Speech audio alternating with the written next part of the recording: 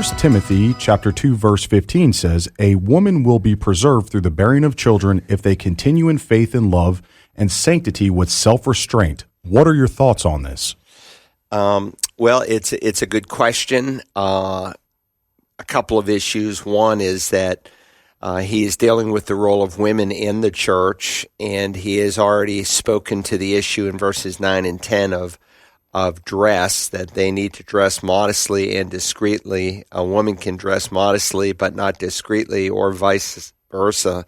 There's a certain modesty that I think sadly is lacking more and more in evangelicalism, where women are seeing how low they can cut their dresses or how high they can cut them, and they need to be modest, and they need to be discreet. By discreet, you're not calling attention to yourself.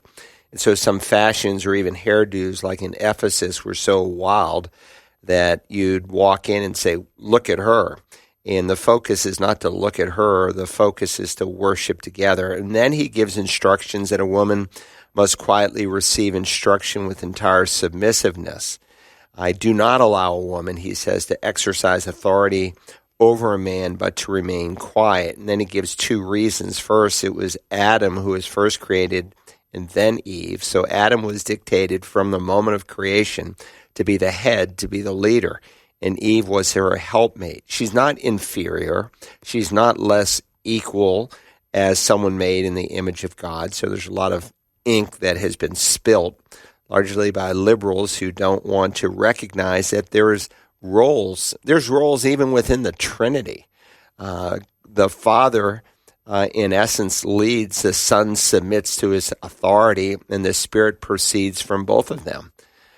Listen, they're not any less equal, and yet the Father is described as the head of Christ in 1 Corinthians 11, as the man is described as the head of the woman. And of course, in the church, the role of pastor or elder is restricted to men. So again, remember, the chapter and verse divisions are artificial. And he goes on to say an overseer must then be. And if you can tell me how a woman can be the husband of one wife, I'll tell you how she can be a pastor. This is not culturally mandated or limited, in that he makes it very clear from the order of creation and also from the fall itself that it was not Adam who was deceived, but the woman being deceived fell into transgression. The woman was the one who was deceived. Adam, his sin was greater. He sinned with his eyes wide open. But then to affirm women, to say, listen, this is not just what women can't do, this is what women should do. Women will be preserved. It's the Greek verb sozo. It means to save. She'll be saved. How? Through the bearing of children. Now, again, this verse has been greatly abused by cults and others. There's three tenses to salvation. We've been saved from the penalty of sin. We're being saved from the power of sin. We call that sanctification. And someday we'll be saved from the very presence of sin. That's called glorification.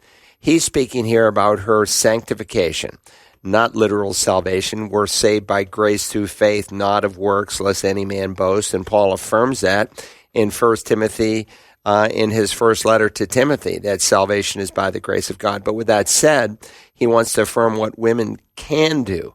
And God delivers her from the stigma of the fall that she participated in by giving her the privilege and right to bear children and to raise them up through the bearing of children if they or a particular mom continues in faith and love and sanctity and self-restraint. So it's not simply having children that saves her, but a woman who's a godly woman who walks with the Lord, and she is in turn able to impact the next generation. So we have people like Beth Moore and a multiplicity of others who've ignored these simple admonitions. They say, well, this is culturally mandated. This doesn't have any room for application today. This was just a problem in the church of Ephesus. No, it's not. Or they'll sometimes say this is a local church ordinance. But outside of the local church, if a woman, Priscilla Schreier, for instance, Tony Evans' daughter, she'll do conferences, even with Tony. They'll do cruises and the like. Well, this is not a local church, so it doesn't apply. Well, it applies as much as a woman should dress modestly and discreetly on a cruise liner as she should in the local assembly. This is timeless. This is boundless. And when a woman takes her role seriously, and sadly, if you pulled back the veneer and you looked at some of these women that travel the country as speakers and the like, it's very sad. I mean, it is sad to see what their children turned out like. And that's not what we want. We want godly children. And a mom has to be there for her children to be able to do that. Can a woman teach men? Yes, little men. She raises up the next generation of pastors by the kind of godly influence that she has. And sometimes it's asked, well, what if I'm single or barren? Well, even if you're single or barren and you're unable to produce children, God may have you to adopt, or he may have you to be single your whole life, or he may have you to be married with the inability to conceive, but he's still put in your heart a mothering instinct.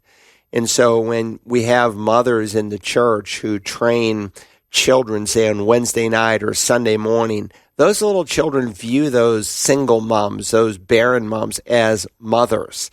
They have a phenomenal impact that they're able to communicate to these little ones. Anyway, it's a good question. I have a whole series of messages, I think 3 or 4, that I preach just on verses 9 through 15. So if you go to the Search the Scriptures app, you can download it, listen to it at your leisure in the car, wherever, and those messages might be helpful.